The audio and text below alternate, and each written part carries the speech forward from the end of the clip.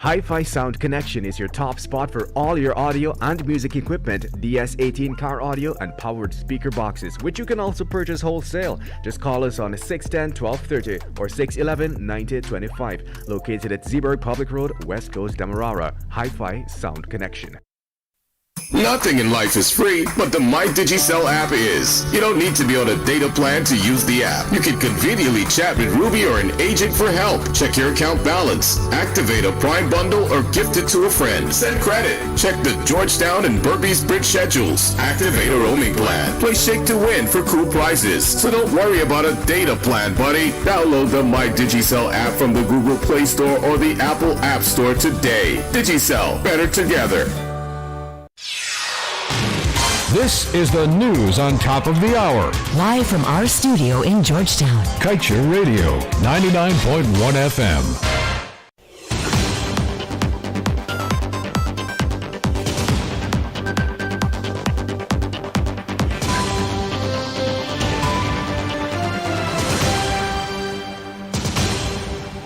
Good evening. Welcome to this evening's newscast on Kaieteur Radio. Kevin Smith here. Without further ado, let's get to the news in detail.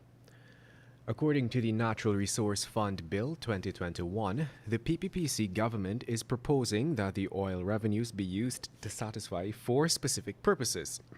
Part 2 of the bill outlines these to be ensuring that volatility in revenues does not lead to volatile public spending, ensuring that oil revenues do not lead to loss of economic competitiveness, fairly transferring natural resource wealth across generations, and most importantly, using natural resource wealth to finance national development priorities, including any initiative aimed at realizing an inclusive green economy. The bill also highlights that the overall management of the fund, along with the preparation of its investment mandate, will be a board of directors, which shall constitute no less than 3 and no more than 5 members appointed by the President. There is a noticeable absence of consequences for the misuse or abuse of the oil money that is withdrawn for emergencies or green economy initiatives. When Guyana had pursued the creation of its NRF legislation back in 2018, it was warned to have clear penalties or the fund could run the risk of failing to serve current and future generations.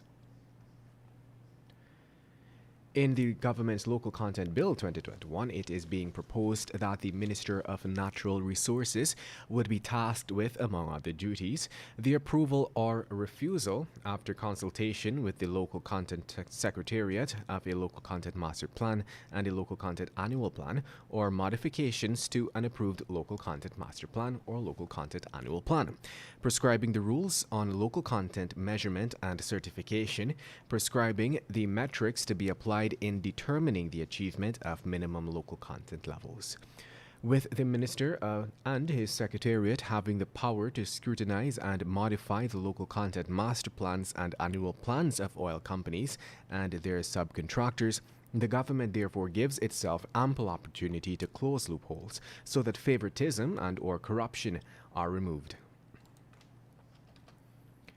Meanwhile, newly elected leader of the PNCR, Aubrey Norton, on his first day of taking over the reins of the party, immediately put on notice his political opponents in the PPPC administration that it will not be allowed to rob the nation of its resources through a corrupt cabal. Norton gave the stern warning yesterday, minutes after being formally declared the new leader of the party following its 21st biennial Congress on Saturday last. Norton immediately drew attention to the recent amendments tabled by the administration regarding changes to the Natural Resource Fund, the depository for Guyana's oil earnings. To this end, Norton was adamant that his party will confront the PPPC and warned that the PNCR will not allow them to put the machinery in place to rob the country. And moving on. For years, political leaders here have spoken about the need for a reliable road link between Guyana and Brazil, and the trail from Linden to Latham has been earmarked as the perfect place to start.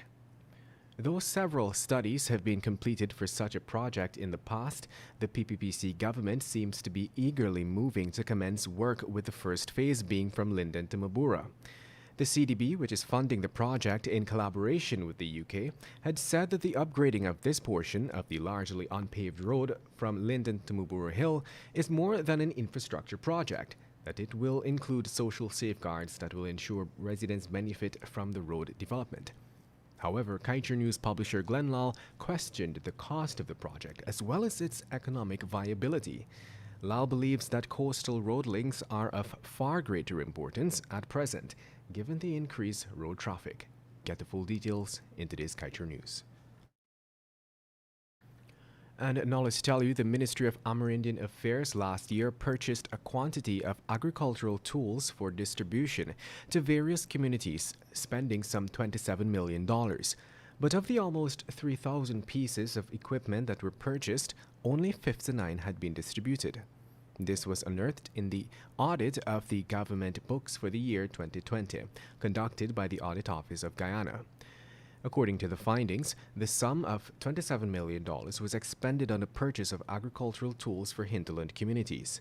According to the ministry, the tools were purchased and distributed upon request, and further, due to COVID-19, deliveries were compromised. And to wrap things up this evening, let's tell you that the Minister of Public Works, Bishop Juan Edgel, last week stated that the changes the APNU-AFC coalition made to the Chedi Jagan International Airport contract has cost additional monies to be spent on the project. The airport expansion project commenced in 2011 and was expected to be a $150 million venture. However, to date, more than $160 million has already been spent on the contract. The minister explained that the Chinese contractor, China Harbor Engineering Corporation, has completed all the works for the amended contract, which they signed with former President David Granger and former Minister of Public Infrastructure David Patterson. The minister highlighted that the additional spending and modernization of the CJIA is owed to works outside of the amended coalition contract, to which the government has acquired a contractor to undertake and separate works that they are doing. And with that, we've come to the end of this evening's newscast. I'm Kevin Smith. Thank you for listening.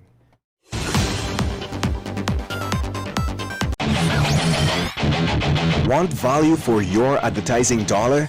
Then place your ads on Kaieteur Radio's newscasts. Streamed live on 6 different mediums.